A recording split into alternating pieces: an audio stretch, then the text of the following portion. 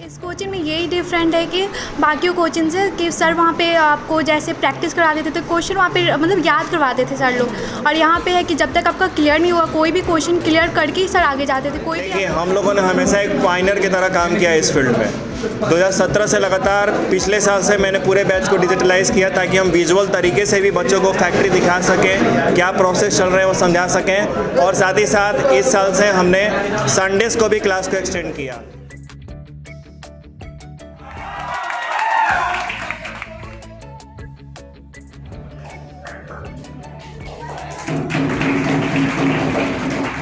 Practice sir कराते थे, पूरा जितने भी कॉन्सेप्ट वाइज ये सर क्लियर करवाते थे, सारे कॉन्सेप्ट क्लियर कराते थे। सर बहुत अच्छे से हमें पढ़ा कर मोटिवेट करके हमको इस यहाँ तक किए हैं।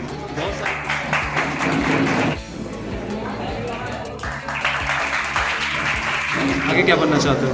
आगे मेरे को HR से MBA करना है, देन आगे का जिस तरह से क्या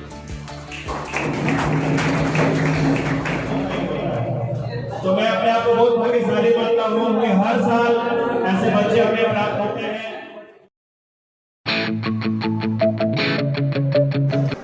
देखिए, उम्मीद तो हमेशा आदमी 100% का ही करता है, लेकिन बच्चों का प्रदर्शन फिर भी बहुत ही बेहतर रहा इस साल।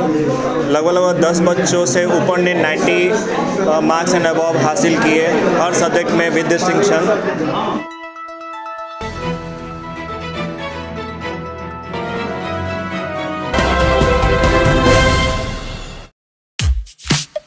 सिवान शहर के महादेवा रोड स्थित टॉपर्स फैक्ट्री कोचिंग संस्थान के कई छात्र छात्राओं ने इंटर की परीक्षा में बेहतर अंक लाकर क्षेत्र का नाम रोशन किया है।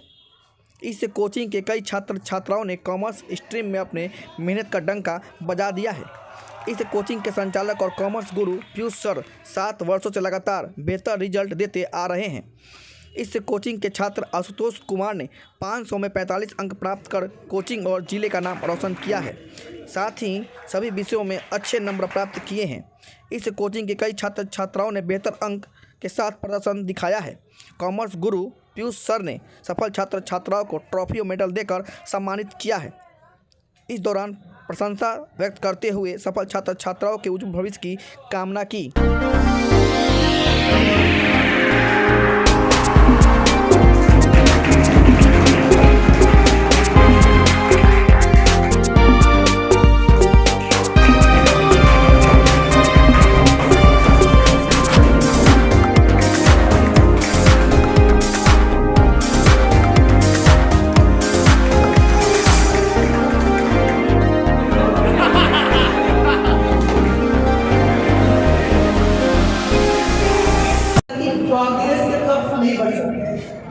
इसलिए प्रॉब्लम आना जिंदगी का एक अंग माना जाता है और उस प्रॉब्लम को एडॉप्ट करना ये आपको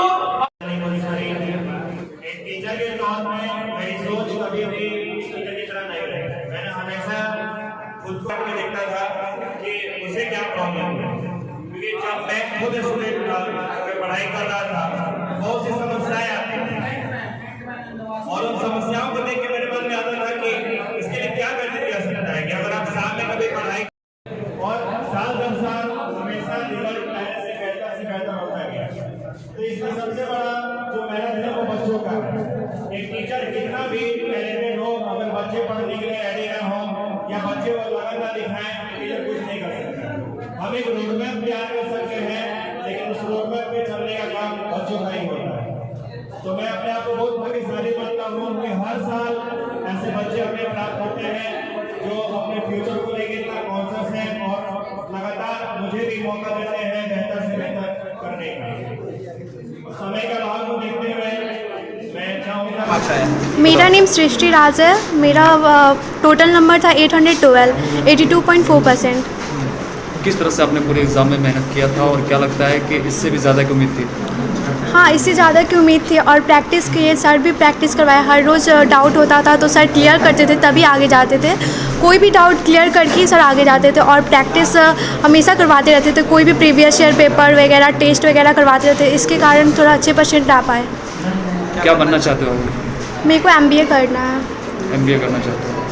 सर का किस तरह से कोऑपरेशन रहा है और क्या लगता है बाकी कोचिंग में और इस कोचिंग में कितना अंतर है? इस कोचिंग में यही डिफरेंट है कि बाकी कोचिंग से कि सर वहाँ पे आपको जैसे प्रैक्टिस करा देते थे, क्वेश्चन वहाँ पे मतलब याद करवाते थे सर लोग, और यहाँ पे है कि जब तक आपका क्लियर नहीं हुआ कोई भी क्वेश्चन क्लियर करके ही सर आगे जाते थे। कोई भी आप लोग का डाउट हो तो सर बोलते थे पहले कोई भी डाउट क्लियर कर लो फिर आगे जाओ कोई भी। और सर यहाँ पे प्रैक्टिस भी बहुत ज़्यादा करवाते थे, प्रीवियस ईयर पेपर वगैरह टेस्ट वगैरह करवाते थे, जिसके कारण कोई भी डाउट नहीं रहता था। खराब चला जाएगा या तैयारी कभी हाँ, ऐसी बीच में डाउट होता था कि कैसा जाएगा, बट सर मोटिवेट करते थे तो बहुत ज़्यादा मतलब अच्छा लगता था, फील होता था। ठीक है, थैंक यू। मेरा नाम सौम्या केसरी है। 24 मार्क्स आए हैं मेरे। किस तरह से पूरे एग्जाम की आपने तैयारी की थी? पूरे प्रैक्टिस सर कराते थे, पूरा जितने भी कॉन्सेप्ट वाइज ये सर क्लियर करवाते थे, सारे कॉन्सेप्ट क्लियर कराते थे, और खुद से सेल्फ स्टडी करते थे घर पे, और यूट्यूब थे। क्या लगता है जिस तरह से इस कोचिंग का नाम है टॉपर फैक्ट्री? हाँ, करते हैं। ठीक है, थैंक यू। और मेरा मार्क्स 445 रहा, सारे सब्जेक्ट में डिस्ट्रिक्शन है मेरे। और जो भी मेरा इलेक्ट्रिक सब्जेक्ट है जो सर हमारे पढ़ाए हैं यहाँ पे, सब में मैंने 90+ और 90 स्कोर कराया है, किसी में 90 से कम नहीं है। आगे क्या बनना चाहते हो?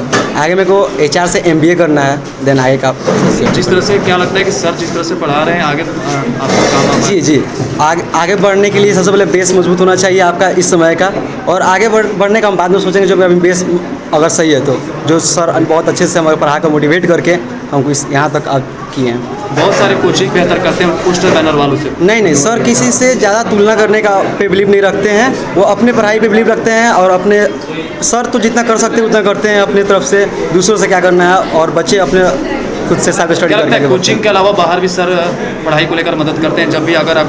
सर 24 आवर बोलते हैं, आपको कभी कोई भी डाउट हो, घर पे आप पढ़ रहे हो, कोई भी डाउट हो आप मेरे को टेक्स्ट कर दो, मैसेज कर दो, या फिर सर का भी टाइम रहता है, शाम तक सर क्लास में रहते हैं, आप बुक लेकर ऑफ टाइम में भी आकर यहाँ पढ़ सकते हो। ठीक है, थैंक यू। ये उम्मीद तो हमेशा आदमी 100% का ही करता है, लेकिन बच्चों का प्रदर्शन फिर भी बहुत ही बेहतर रहा इस साल। लगभग 10 बच्चों से ऊपर ने 90 मार्क्स एंड अबव हासिल किए हर सब्जेक्ट में विद डिस्टिंक्शन। और बहुत मतलब ये चैलेंजिंग ईयर था, क्योंकि एक माइंडसेट तैयार कर पाना पूरे साल में, है ना, और उसको लेते हुए साल के अंत में फिर एग्ज़ाम देना, तो तालमेल बैठा करके हम लोगों ने बहुत ही बेहतर रिजल्ट हासिल किया। जिस तरह से नाम टॉपर्स फैक्ट्री रखा है, क्या लगता है आप पूरी तरह से टॉपर निकाल कर ही मानेंगे आप?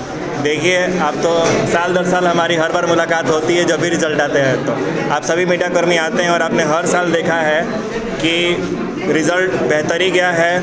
CBSE में हर साल डिस्ट्रिक्ट लेवल पर टॉपर रहे हैं, अब बिहार बोर्ड से भी शुरुआत हो गई इस साल से। अच्छा, बिहार बोर्ड और CBSE बोर्ड को पढ़ाने में क्या क्या कठिनाइयाँ आती हैं, क्या क्या अंतर है? देखिए, उसमें थोड़ा सा बच्चों का बैकग्राउंड प्रॉब्लम आता है। जैसे मान लीजिए एक बिहार बोर्ड का बच्चा आ रहा है, तो उनके साथ कुछ लैंग्वेज इश्यूज़ वगैरह रहते हैं, सब्जेक्ट इश्यूज़ रहते हैं, तो हमें उस पर थोड़ा ज़्यादा काम करना पड़ता है कि उनके जो लैंग्वेज एस्पेक्ट है उसको इम्प्रूव करें, ताकि वो कंटेंट लिखे हुए चीज़ जो है किताब में उसको समझ पाएँ, वो समझ को डेवलप करना। और दूसरा कि जो टीचिंग स्ट्रेटजी है वो तो सेम है, सिलेबस दोनों बोर्ड का ही सेम है, लेकिन पेपर स्ट्रक्चर दोनों में डिफरेंट है, तो उस पेपर स्ट्रक्चर के हिसाब से बच्चे को एडजस्ट कराना, ये चीज़ रहता है दोनों बोर्ड में। देखिए, हम लोगों ने हमेशा एक पायनियर की तरह काम किया इस फील्ड में। 2017 से लगातार पिछले साल से मैंने पूरे बैच को डिजिटलाइज़ किया, ताकि हम विजुअल तरीके से भी बच्चों को फैक्ट्री दिखा सकें, क्या प्रोसेस चल रहे हैं वो समझा सकें। और साथ ही साथ इस साल से हमने संडेज़ को भी क्लास को एक्सटेंड किया। उसके साथ ही साथ इस साल से मेरी ये भी प्लानिंग है कि छोटा ही जो फैक्ट्री हो या कुछ भी हो, बच्चों को इंडस्ट्रियल विजिट पे ले जाना, ताकि वो कॉमर्स के रियल एक्सपोजर को समझ पाएँ। वो सिर्फ किताब तक सीमित ना रह जाए कि एक जर्नल एक लेजर खींच लिए और वहाँ पे पढ़ाई ख़त्म हो गई। सर क्या लगता है कि उन गरीब बच्चों को भी आप पढ़ाएंगे जिनके पास पैसे नहीं है, समर्थ नहीं? ज़रूर। मैंने ये कोई पहली बार तो मैं नहीं कह रहा, मैंने फिर बोला हर साल मुलाकात होती है आप सर। मैंने पिछले साल भी आप ही लोग के माध्यम से कहा था कि अगर कोई नीडी व्यक्ति है, नीडी बच्चा है जिसके अंदर पढ़ने की लगन है, तो मैं उनके लिए खड़ा हूँ। सारे सब्जेक्ट का तो मुझे नहीं पता, लेकिन कॉमर्स के लिए मैं खड़ा हूँ, और वो निश्चित तौर पे यहाँ पे आ सकते हैं और पढ़ सकते हैं।